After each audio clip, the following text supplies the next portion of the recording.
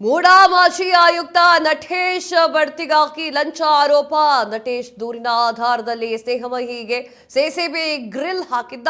ನಿನ್ನೆ ಸ್ನೇಹಮಯಿ ಕೃಷ್ಣ ಅವರ ಬಂಧನ ಮಾಡಿದಂತಹ ಸಿಸಿಬಿ ಪೊಲೀಸರಿಂದ ಸೈಬರ್ ಕ್ರೈಮ್ ಪೊಲೀಸ್ ಠಾಣೆಯಲ್ಲಿರುವಂತಹ ಸ್ನೇಹಮಯಿ ಕೃಷ್ಣ ಎಲ್ಲಿದ್ದಾರೆ ಅಂತ ಗೊತ್ತಾಗ್ತಾ ಇಲ್ಲ ಅಂತಿದ್ರಪ್ಪ ನಿನ್ನೆ.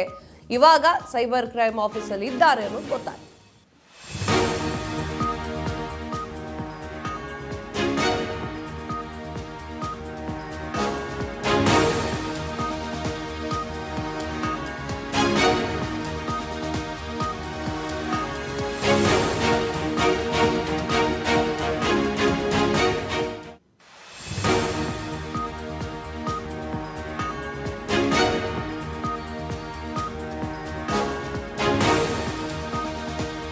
ಮೂಡಾ ಮಾಜಿ ಆಯುಕ್ತ ನಟೇಶ್ ಬಡ್ತಿಗಾಗಿ ಲಂಚ ಆರೋಪ.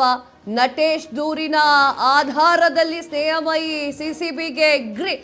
ನಿನ್ನೆ ಸ್ನೇಹಮಯಿ ಕೃಷ್ಣ ಬಂಧಿಸಿದ್ದಂತಹ ಸಿಸಿಬಿ ಪೊಲೀಸರಿಂದ ಸೈಬರ್ ಕ್ರೈಮ್ ಪೊಲೀಸ್ ಠಾಣೆಯಲ್ಲಿರುವಂತಹ ಸ್ನೇಹಮಯಿ ಕೃಷ್ಣ ತಡರಾತ್ರಿಯವರೆಗೂ ಕೂಡ ವಿಚಾರಣೆ ನಡೆಸಿರುವಂತಹ ಸಿಸಿಬಿ ಪೊಲೀಸರು, ಆಡಿಯೋ ಸಂಬಂಧ ವಿಚಾರಣೆ ನಡೆಸಿರುವಂತಹ ಸಿಸಿಬಿ ಪೊಲೀಸರು. ಆದರೆ ತಮ್ಮ ಆರೋಪಕ್ಕೆ ಬದ್ಧರಾಗಿರುವಂತಹ ಸ್ನೇಹಮಯಿ ಕೃಷ್ಣ ಆಡಿಯೋದಲ್ಲಿ ಮಾತನಾಡಿರೋದು ನಟೇಶ್ ಅಂತ ಇರುವಂತಹ ಕೃಷ್ಣ.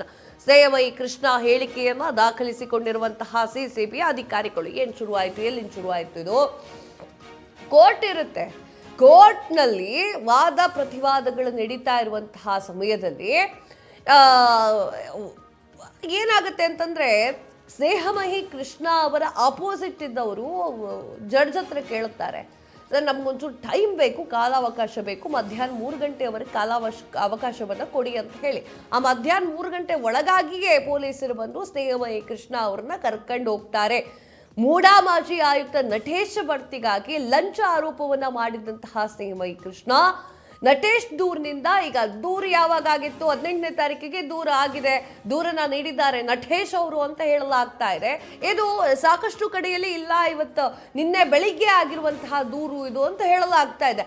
ಐ ಡೋಂಟ್ ನೋ, ಅದು ಸರಿಯಾಗಿರುವಂತಹ ವಿಚಾರಗಳನ್ನ, ಹೇಳಿಕೆಗಳನ್ನ ಪೊಲೀಸರೇ ಕೊಡಬೇಕು.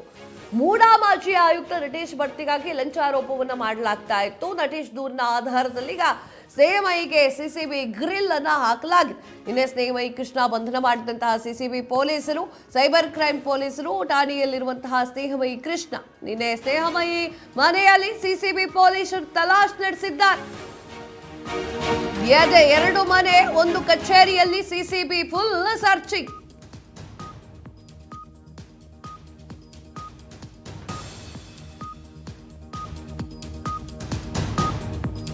ಸ್ನೇಹಮಯಿ ಮನೆಯಲ್ಲಿ ಸಿಸಿಬಿ ಪೊಲೀಸರು ತಲಾಶ. 2 ಮನೆ, 1 ಕಚೇರಿಯಲ್ಲಿ ಸಿಸಿಬಿ ಸರ್ಚಿಂಗ್. 16 GB ಸಾಮರ್ಥ್ಯದ ಕೆಂಪು ಬಣ್ಣದ ಪೆನ್ ಡ್ರೈವ್ ವಶಕ್ಕೆ ಪಡೆದುಕೊಳ್ಳಲಾಗಿದೆ. ಸ್ವಿಚ್ ಆಫ್ ಆಗಿದ್ದಂತಹ ಫೋನ್ ಮತ್ತು ಸ್ಕ್ರೀನ್ ಒಡೆದಿರುವಂತಹ ಐಫೋನ್ ಅನ್ನ ಅವರು ವಶಕ್ಕೆ ಪಡೆದುಕೊಂಡಿದ್ದಾರೆ. Lenovo iPad, 1 micro SD card ಅನ್ನ ವಶಕ್ಕೆ ಪಡೆದುಕೊಳ್ಳಲಾಗಿದೆ. ಎಫ್ಇಯಲ್ಲಿ ಪೋಸ್ಟ್ ಮಾಡಿದ್ದಂತಹ 20 ಪುಟಗಳ ದಾಖಲೆ, 1 ಹಾರ್ಡ್ ಡಿಸ್ಕ್ ಅನ್ನ ವಶಕ್ಕೆ ಪಡೆದುಕೊಂಡಿರುವಂತಹ ಪೊಲೀಸರು ತಲಾಶೆನ ನಡೆಸ್ತಾರೆ. ಇಟ್ಸ್ ಕಾಮನ್ ಇದು. ಯಾರಾದರೂ ಅರೆಸ್ಟ್ ಆಗ್ತಾರೆ ಅಂದ್ರೆ ಅವ್ರ ಮನೇಲಿ ಏನಿದೆ ಅಂತ ನೋಡೋದು ಕಾಮನ್. ಅದು ಹೋಗಿದ್ದಾರೆ, ತಲಾಶ್ ನಡೆಸಿದ್ದಾರೆ. ಒಡೆದೋಗಿರೋ ಐಫೋನು, ಆಮೇಲೆ ಐಪ್ಯಾಡು, ಆಮೇಲೆ ಸಾಕಷ್ಟು ಕೆಂಪು ಬಣ್ಣದ ಪೆನ್ ಡ್ರೈವು, ಹಾಗೆ 20 ಪೇಜ್ಗಳ ದಾಖಲೆಯನ್ನು ಕೊಟ್ಟಿರುವಂಥದ್ದು, ಫೇಸ್ಬುಕ್ಗೆ ಹಾಕೊಂಡಿರುವಂಥದ್ದು, ಅದು ಅದೆಲ್ಲವನ್ನೂ ಕೂಡ ವಶಕ್ಕೆ ಪಡಿಸ್ಕೊಳ್ತಾರೆ. ವಶಕ್ಕೆ ಪಡೆದುಕೊಂಡು ಹೋಗಿ ಈಗ ವಿಚಾರಣೆಗಳು ನಡೆಯುತ್ತೆ. ಅಲ್ಲಿ ಏನಾರ ಸಿಕ್ತು ಅನ್ನೋದಾದರೆ